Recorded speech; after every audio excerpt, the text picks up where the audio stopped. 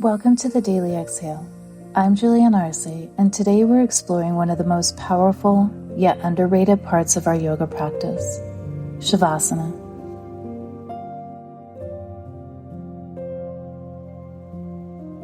Often called corpse pose, Savasana is more than just lying still at the end of class. It's an invitation into deep conscious rest, a state where the body integrates, heals, and restores itself on a level we often overlook.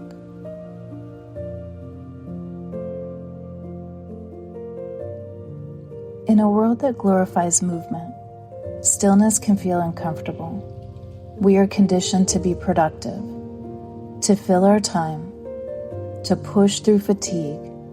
But Savasana is not passive. It is an active surrender, a transition from doing into being. When we allow ourselves to enter this space, profound changes occur within the body and the mind. The nervous system shifts from the sympathetic state, the go, go, go of flight or fight, into our parasympathetic state, which is the space of rest, digest, and repair. This is where healing happens. The heart rate slows down. Blood pressure drops. Muscles release tension. The brain shifts into slower wave patterns, similar to deep meditation or the early stages of sleep.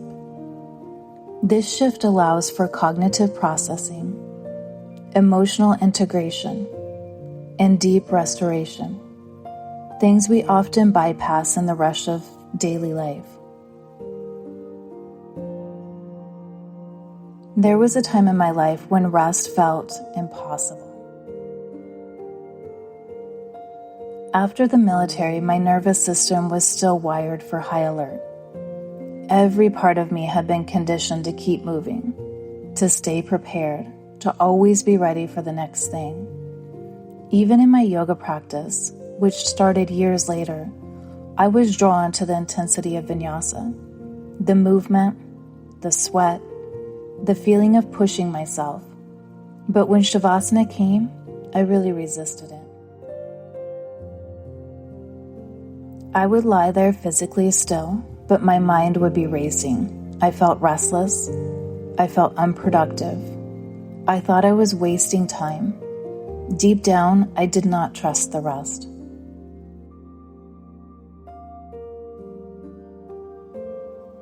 But my body was speaking to me.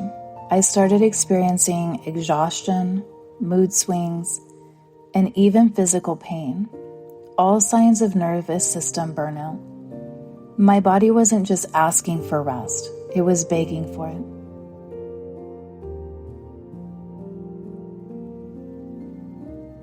it. It took time, but I made the choice to surrender.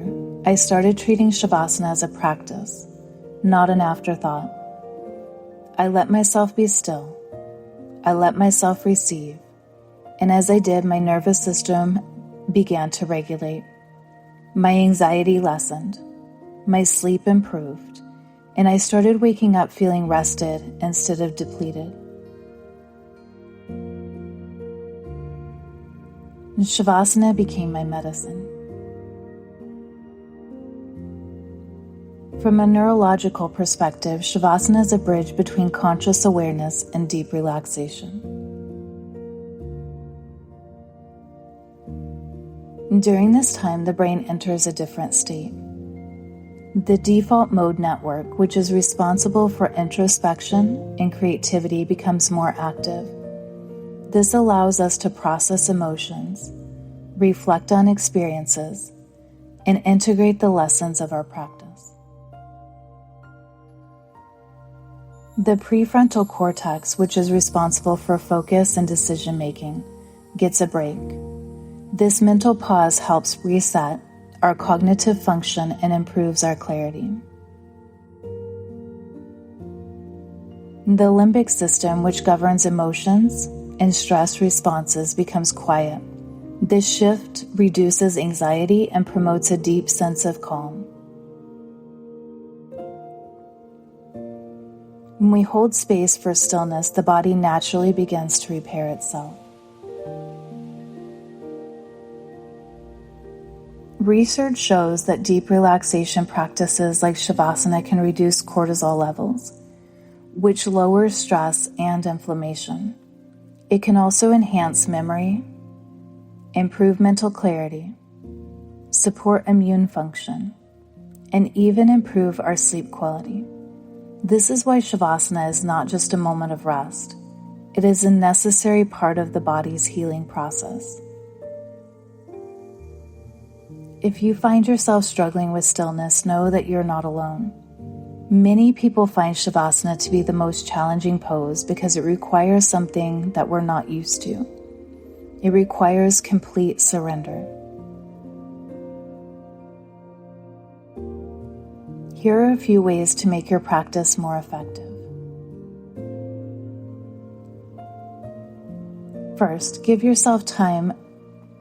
Instead of seeing Savasana as just the end of class, treat it as the final stage of integration. Allow yourself to fully arrive in the moment. Second, use grounding techniques and feel the weight of your body pressing into the earth. Notice the sense of your breath as it moves through you. Allow yourself to soften with each breath. And third, let go of control. There is no right or wrong way to experience stillness. If your mind wanders, gently bring it back to your breath. If emotions arise, let them pass through you without resistance. Fourth, extend your practice if time allows. Stay in Savasana a little bit longer. Even just a few extra minutes can deepen the benefits of relaxation.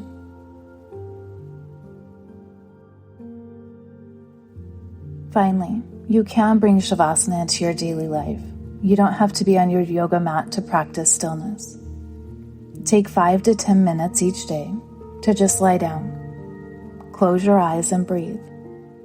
Allow yourself to rest, even when life feels busy. Especially if life feels busy.